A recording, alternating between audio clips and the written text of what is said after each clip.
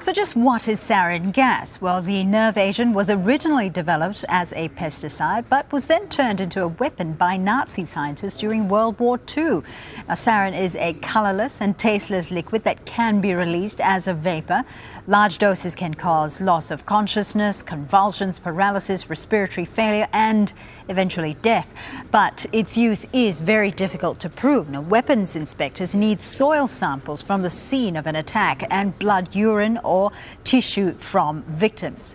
Hamish de Bretton-Gordon is an expert on chemical weapons and a former commander of British counter-terrorism forces specialising in chemical, biological and nuclear threats. Now, he says the next step is for the UN to find a way to verify the evidence. Well, I've just returned from the region myself and have seen a lot of it firsthand. I think the French evidence is very important step forward. It's the first time, and I think it's based on the Le Monde story that came out last week, it's the first time when actually, as James was saying, we have a decent chain of evidence. So it appears we know where it came from, and Sarakeb, I'm very familiar with that part of it.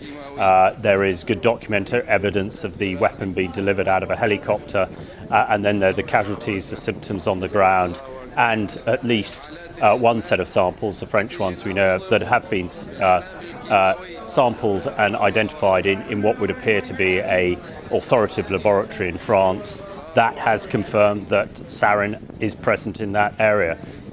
You really need to get to the site of delivery to unequivocally work out what was delivered and by whom, and have the complete chain of evidence, and very importantly to have it independently verified.